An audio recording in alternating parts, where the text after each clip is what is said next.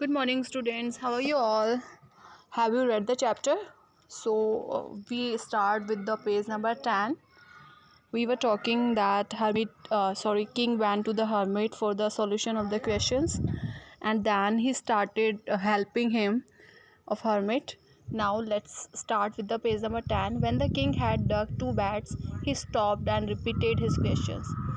Beds means small pitches of ground for plants. It means उसने plants के लिए हम जब थोड़े पिचेस बनाते हैं ग्राउंड पे, तो उसने इतना ही काम शुरू किया था।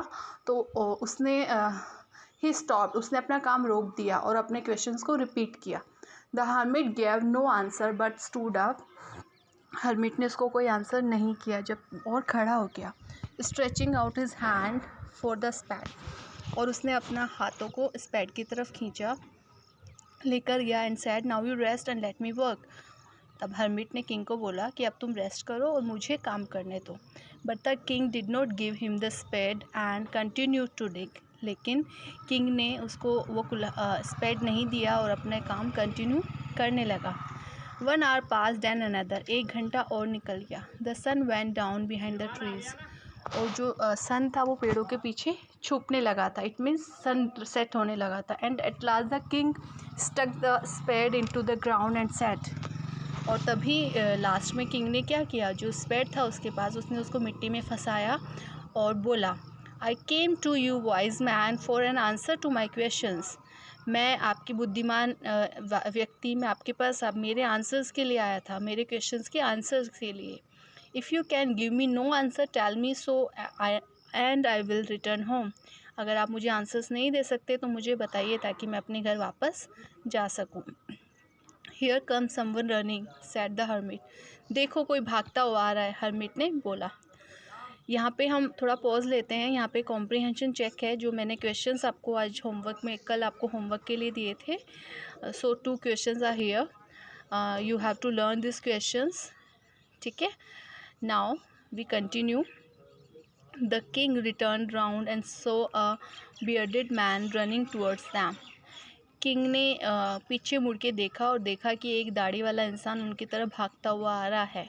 His hands were pressed his stomach. उसके जो हैंड्स थे उसने अपने स्टमक को दबा के रखा हुआ था, प्रेस किया हुआ था।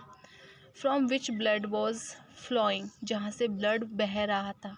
When he reach the king he fainted and fell to the ground. जब वह किंग तक पहुँचा तो क्या हुआ, वह ग्राउंड में बेहोश हो गया और वहाँ पे ग्राउंड में गिर गया। The king and hermit removed the man's clothing and found a large wound in his stomach. अब किंग और हर्मिट ने क्या किया, जो उस इंसान के कपड़ों को उतारा और उन्होंने देखा कि उसके स्टमक में एक बहुत बड़ा घाव था।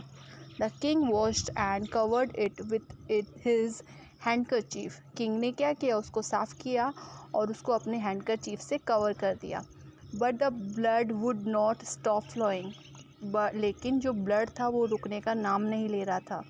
The king redressed the wound until at last the bleeding stopped. जो किंग था उसने फिर से उसको रीड्रेस्ड किया। रीड्रेस्ट मीन्स फिर से उसको कवर किया, जैसे हम ड्रेसिंग करते हैं हमारे घाव पे, वैसे ही उसने उसको रीड्रेस्ड किया जब तक कि ब्लड स्टॉप नहीं हो गया, ठीक है। The man felt better and asked for something to drink. अब क्या हुआ, जो मैन था उसको थोड़ा अच्छा फील हुआ और उसने पानी के लिए किंग को बोला। The king bought fresh water and gave it to him. King उसके लिए ताज़ा पानी लेकर आया और उसने उसको दे दिया। By this time the sun had set and the air was cool. इस टाइम तक क्या था, सन सेट हो चुका था और बहुत ठंडी हवा चल रही थी। The king with the hermits help carried the wounded man into the hut and laid him on the ground on the bed. अब किंग ने जो वुंडेड मैन था उसको हर्मिट की हेल्प से हट तक लेकर गया और उसको बेड पर लिटा दिया। The man closed his eyes and he ले क्वाइट। अब उस आदमी ने अपनी आंखें बंद कर ली और शांति से लेट गया, क्योंकि वो पूरी तरह से घायल हो चुका था। The king tired by his walk and the work he had done. तब तक किंग थक चुका था क्योंकि उसने बहुत सारा काम किया था। Lay down on the floor and slapped through the night. वह फ्लोर पर लेट गया और पूरी रात सोता रहा। वैन ही अवॉक, जब वह जागा, it was several minutes before he could remember where he was or who the strange bearded man lying on the bed was. जब किंग जागा तब उसे नहीं पता था कि वो कहाँ पे है और जो bearded man, जो दाढ़ी वाला इंसान है, वो कौन है. ठीक है. Forgive me, said the bearded man in a weak voice when he saw that the king was awake. मुझे माफ़ कर दो. वो जो दाढ़ी वाला इंसान था उसने राजा को बहुत ही कमज़ोर आवाज़ में बोला, बहुत धीमी आवाज़ में, क्योंकि वो तो घायल था. उसने बोला कि मुझे माफ़ कर दो जब किंग जाग चुके थे.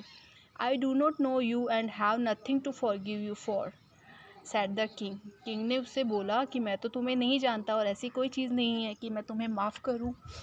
You do not know me, तुम मुझे नहीं जानते. But I know you, but मैं तो तुम्हें जानता हूँ. I am that enemy of yours who swore revenge on you. मैं आपका वो दुश्मन हूँ जिसने कसम ली थी आपसे बदला लेने के लिए. Sorry. Because you put my brother to death and seized my property. क्योंकि आपने मेरे भाई को मार दिया था और उसकी पूरी प्रॉपर्टी को अपने कब्ज़े में कर लिया था. सीज्ड मीन्स होता है टुक बाय फोर्स, ज़बरदस्ती किसी चीज़ को अपने कब्ज़े में कर लेना. ठीक है.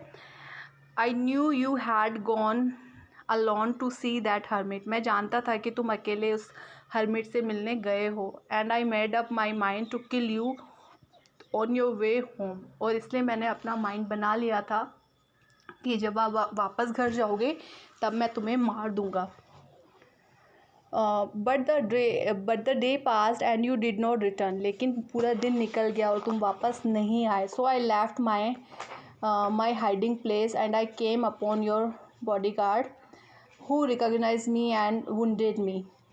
लेकिन मैं अपने जगह जहाँ से मैं छुपा हुआ था वहाँ से मैं आया और जब तुम्हारे बॉडीगार्ड ने मुझे पहचान लिया और मुझे घायल कर दिया. I escaped from him but I should have died if you had not dressed my wounds. मैं अपने आप को आई एस्केप्ड फ्रॉम हिम, मैं उससे तो बच गया, लेकिन अगर तुम मुझे ड्रेस्ड नहीं करते, रीड्रेस मतलब मेरे घाव को वे मरहम नहीं लगाते, तो मैं शायद मर जाता. I wish to kill you and you have saved my life. मैं तो तुम्हें मारना चाहता था लेकिन तुमने मेरी जान बचाई. Now if I live I will serve you as your most faithful servant and will order my sons to do the same. Forgive me. अगर मैं ज़िंदा हूँ, अब मैं तुम्हारी सेवा करूँगा जब तक मैं ज़िंदा हूँ, एक फेथफुल सर्वेंट की तरह.